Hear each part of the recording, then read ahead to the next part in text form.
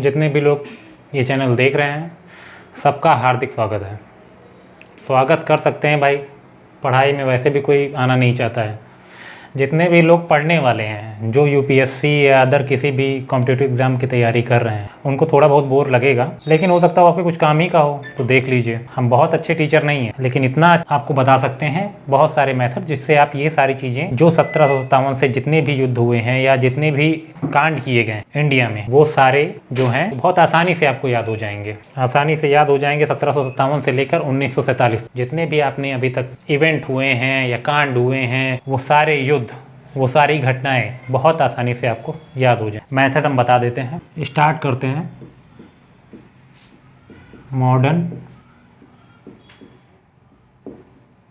History. अब modern history का एक पैटर्न है। मॉडर्न हिस्ट्री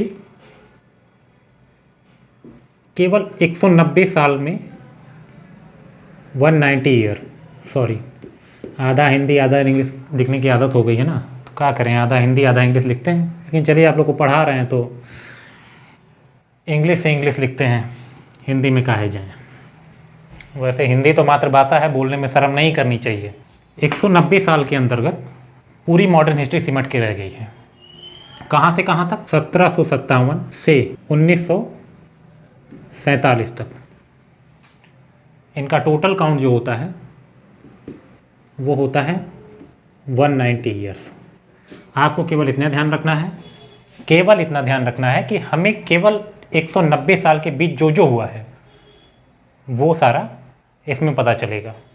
केवल यही इतना ही मॉडर्न हिस्ट्री में आता है।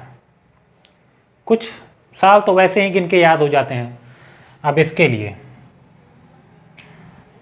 नॉर्मल नीचे से बनाते हैं कौन कौन से प्रमुख वो हुए हैं, इवेंट हुए हैं, कौन कौन से प्रमुख जो हैं वो जितने भी युद्ध हुए हैं वो सारे इसमें समाये हुए हैं। और युद्ध भी मॉडर्न हिस्ट्री का ही हिस्सा है, वो एंशिएंट हिस्ट्री में नहीं आता है। बहुत सारे युद्ध जो हैं मॉडर्न हिस्ट्री में ही हुए हैं, क्योंकि अंग्रेज़ों के आने के बाद जितना भी कुछ इवेंट हुए हैं वो सारे मॉडर्न हिस्ट्री में ही कवर होते हैं।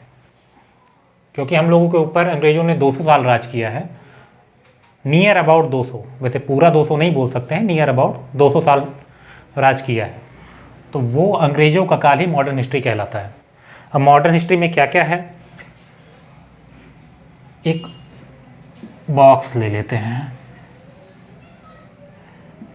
काल नंबर 1757। हमारे पढ़ने में हम इसे डिनोट करते हैं, गिनते हैं केवल 57। अब इसके सेकंड में आ गया 1760। हम आगे भी बताएंगे इसमें क्या क्या है, इसे गिनेंगे 60।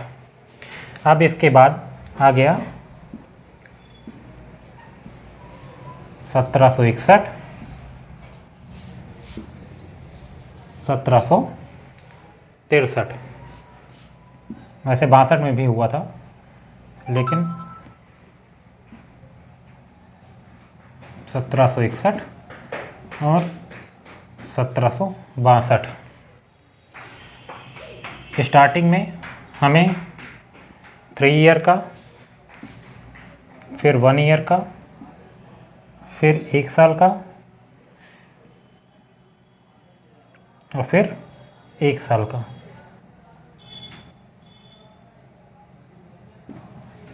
गैप है। कौन कौन से कार्ड हुए हैं? 57 में क्या हुआ था? प्लासी का युद्ध। वैसे तो ऑब्जेक्टिव में यही होता है कि भाई हमें केवल इतना डिनोट करना होता है कि कौन सा युद्ध हुआ। वहाँ कभी ये नहीं पूछा जाएगा आपसे कि युद्ध किसके और किसके बीच हुआ। ज़्यादातर ऑब्जेक्टिव क्वेश्चन में ये आता है कि कौन से सन में हुआ और युद्ध का नाम क्या था। 57 में क्या हुआ? प्लासी का युद्ध। ठीक है, उसके चलो ये 3 साल का जो गैप है इसमें माहौल शांत रहा है। हुए हैं बहुत बड़े बड़े नहीं, छोटे मोटे इवेंट हुए हैं, लेकिन ये 3 साल शांत रहा है। और यहाँ पे हुआ है वांडीवास का युद्ध। आपको पैटर्न याद रखना है। पैटर्न कैसा? 57, 60, 61, 62। फ्रंट का एरिया जब आप ये याद रखेंगे तो ये 17, ये 17, ये 17, ये 17 छोड़ देना है। आपको गिनती के तरीके से इसे याद रखना है। 57 में ये हुआ, 60 में ये हुआ, 57 में प्लासी का युद्ध हुआ, 60 में वांडीवास का युद्ध हुआ। ये याद करने की ज़रूरत इस वजह से नहीं है क्योंकि जो भी क्वेश्चन पूछे जाते हैं वो हमेशा रीराइट करके एक ही सन में पूछा जाता है। एक सन का सेंस ये है कि वो अगर आपको 4 ऑब्जेक्टिव्स देते हैं, 4 जो है वो ऑप्शंस आपको प्रोवाइड कराते हैं, तो 4 ऑप्शंस में वो आपको 4 ऑप्शंस में जैसे 1 हो गया, 2 हो गया, 3 हो गया, 4 हो गया, तो 4 ऑप्शंस में वो आपको ये देंगे, पूछेंगे प्लासी का युद्ध, सन लिखेंगे 1757, 1758, 1759 और लास्ट वाला सन कभी कभी 1857 या ये ज़रूर ध्यान रखिएगा, ये आप चाहे तो चेक कर सकते हैं जब भी ये पैटर्न दिया जाता है। ये पैटर्न शुरुआत से चला आ रहा है कि 3 सेम तरीके का और एक अलग। इसमें बहुत लोग कंफ्यूज हो जाते हैं। कन्फ्यूजन इन द सेंस, कहने का सेंस मेरे ये है कि ये जो 3 सेम दिए गए हैं हमेशा इन्हीं तीनों में से एक आंसर होता है। वो जैसे केबीसी में होता नहीं है कि भैया लाइफलाइन मिली है, एक 50-50 लाइफलाइन है तो 50-50 वाला आंसर 50% यानी कि 2 आंसर निकाल के 2 ही आंसर का में से जवाब देना होता है। वैसे सेम इसमें मेथड अप्लाई होता है, लेकिन इसमें 50 नहीं, 75 और 25 का रेशियो होता है। 75% में सही आंसर होता है और ये 25% जो एकदम अलग है, ये 1857, ये हमेशा गलत ही होता है। हमेशा मान के चलिए 99% या 98% ये कहा गया है कि हमेशा ये गलत होता है। बहुत रेयर केस में ऐसा होता है कि ये आंसर आपका सही होगा, अदरवाइज़ ये हमेशा गलत होगा। वैसे तो है बकवास है, लेकिन सीखने वाली बात आपकी ये है कि आपको ये 75 जो है, अब चाहे तो इसे आप लॉजिक समझिए या बेवकूफ़ी समझिए, जो भी आपको समझना है आप समझ सकते हो। हम जितने पेपर आज तक दिए हैं उसमें हमेशा 3 आंसर एक ही तरीके के होंगे, एक आंसर केवल अलग तरीके का होगा। लेकिन कभी भी ये आपके माइंड को चेक करने के लिए दिया जाता है कि आप, होता क्या है कि जो लड़के पढ़ के नहीं आते हैं, भैया एक को दिन बुक नहीं उठा के खोलेंगे तो जय माता दी करके टिक लगाने लगते हैं, ये उनके लिए होता है। भैया हमें तो कुछ आता नहीं है, तो भगवान भरोसे ये अलग दिख रहा है इसी पर टिक लगाओ, जय माता दी ये इस पर टिक लगाओ, जय माता दी इस पर टिक लगाओ, और कभी कभी वो पास भी हो जाते हैं। लेकिन होता क्या है कि ये जो लास्ट वाला, या यहाँ पे भी ये दिया जा सकता है, यहाँ पे भी ये दिया जा सकता है, यहाँ मतलब जगह किसी भी जगह हो सकता है, लेकिन एक आंसर हमेशा गलत ही दिया जाता है। और 100 साल 50 साल एक्स्ट्रा आगे बढ़ा के या अदर 100 ईयर्स को इंक्लूड करके, जैसे आप 1700 है तो 1800 में दे दिया, 1900 में दे दिया, तो इस टाइप से दिया जाता है। अब ज़्यादातर क्वेश्चन तो ऐसे ही होते हैं। चलिए, चाहे तो आप चेक कर सकते हैं, जितने भी क्वेश्चंस आते हैं उसमें एक आंसर, कभी कभी चारों एक तरीके का दे दिया जाता है, लेकिन ज़्यादातर केसेस में एक आंसर गलत दिया जाता है, ताकि जो लड़का बिल्कुल ना पढ़े उसको लगता है कि जो अलग है वही सही है, और वही गलती करते हैं, क्योंकि ये तीनों में ही सही है। अब आप अगर 57 याद रखेंगे, 57 के आगे आप P, 57, 57 P इस टाइप से याद रखेंगे तो P मतलब प्लासी का युद्ध। आप ऐसे ही रट सकते हैं या ऐसे याद कर सकते हैं, बहुत आसान है।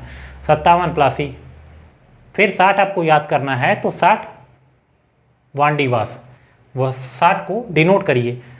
बहुत ही रेयर केस में होता है कि फर्स्ट अल्फ़ाबेट रिपीट हो, या 50% भी हो सकता है रिपीट हो, लेकिन इन केस अगर वो रिपीट होता है तो आप डिनोट करिए कि प्लासी को हमको P से डिनोट करना है, वांडीवास को हमको V से डिनोट करना है।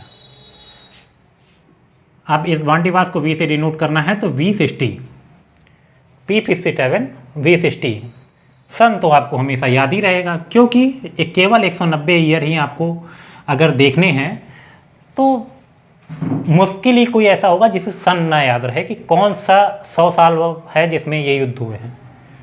और जब युद्ध की बात आती है तो जैसे प्लासी का युद्ध हो गया, वांडीवास का युद्ध हो गया, ये जो युद्ध हैं ये पहले ही ज़्यादातर लोग अंदाज़ा लगाते हैं या तो 1800 में हुआ होगा या 1700 में, क्योंकि 1900 में इस टाइप का कोई युद्ध कभी नहीं हुआ, क्योंकि बहुत मॉडर्न हिस्ट्री के हिसाब से बहुत ज़्यादा मॉडर्न हो गया। तो 1850 से पहले और 1757 के बाद का जो टाइम पीरियड होता है उसी में ये युद्ध हुए होंगे, हमेशा ही होता है। अब आप इन दोनों में आपको फिर कन्फ्यूजन नहीं होगा, आपको ये फ्रंट का याद इतना रखने की ज़रूरत नहीं है।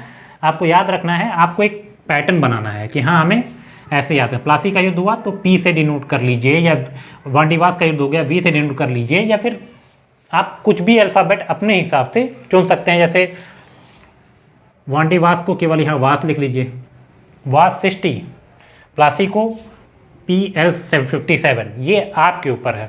जैसे केमिस्ट्री में फार्मूला नहीं होता है वैसे ही आपको इसमें भी अपनाना है।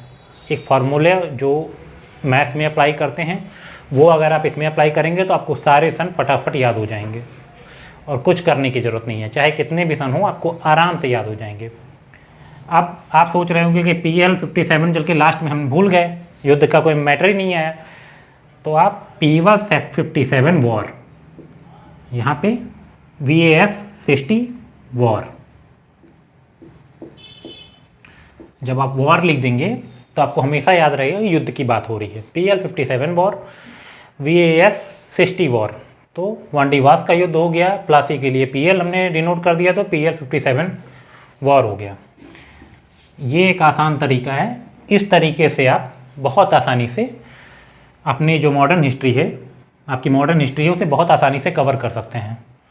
हाँ ये है कि भैया पढ़ने का मन ना हो, रात में खाली किताब खोल के बैठ जाओ, कुछ ना करने का मन हो, तो भाई उसके लिए तो कोई ऑप्शन नहीं है, तब कोई नहीं पढ़ा सकता आपको। हाँ अगर आप पढ़ने का मन कर रहे हैं तो अपने हिसाब से मेथड्स बना सकते हैं, बॉक्स से डिनोट करिए या फिर किसी और चीज़ से डिनोट करिए। सन याद रखने के लिए हमेशा याद रखिए, सन याद रखने के लिए एक ही सन में 2 कांड कभी नहीं हुए, बहुत रेयर केस में हुए हैं। तो आपको सन याद रखने के लिए केवल बस लास्ट के 2 अक्षर याद रखने हैं। युद्ध की गिनती केवल 1757 से लेकर 1800 हम पूरा जोड़ लेते हैं तो 1757 से लेकर 1899 तक युद्ध हुए हैं। 1900 के बाद नॉर्मल ना कोई ज़्यादातर राजा रह गया था, ना ही कोई रानी इस टाइप की रह गई थी जो बहुत रेयर केस में युद्ध करें या अपनी उसके लिए युद्ध करें, तो 1900 वाला छोड़ ही दीजिए। ये लास्ट के जो 47 ईयर्स होते हैं, 47 साल, इसमें ज़्यादातर बहुत सारे कांड हुए हैं, छोटे मोटे, सॉरी कांड छोटू मोटू, छोटे मोटे कांड। हाँ ये याद करना थोड़ा टफ है क्योंकि छोटे मोटे कांड जो हैं वो जल्दी याद नहीं रहते हैं, लेकिन बड़े कांड आपको बहुत आसानी से याद हो जाएंगे। आप फिलहाल तो इन 2 युद्ध जो हुए हैं इन पे बता रहे थे कि ये इस पे कंसंट्रेट कर रहे थे कि कैसे आपको याद रखना है। पढ़ने के लिए तो आपको बुक में सारी चीज़ें मिल जाएंगी, लेकिन तरीका बहुत इम्पॉर्टेंट है। आप अगर तरीके से पढ़ रहे हैं, हर एक चीज़ को फार्मूले में डाल रहे हैं, डिनोट कर रहे हैं। अगर आप UPSC देख रहे हैं, आपको UPSC की तैयारी कर रहे हैं, आपको सिविल सर्विस में जाना है, तो सिविल सर्विस में ऑब्जेक्टिव में तो सब्जेक्ट्स होते हैं, लेकिन जब सब्जेक्टिव करना होता है या फिर केवल बस थ्योरी लिखनी होती है, उस कंडीशन में मात्र एक सब्जेक्ट पे आपको फोकस करना होता है। तो अगर आप हिस्ट्री ले रहे हैं तो बहुत अच्छा है, क्योंकि हिस्ट्री में हाँ ये भी है, कभी कभी बुक का छापा हुआ भी नंबर नहीं देता है। आपकी मेथड्स, याद रखने के मेथड्स कितने अच्छे हैं ये इस पे डिपेंड करता है, आप लिखते कितना अच्छा है, आपकी राइटिंग कितनी अच्छी है।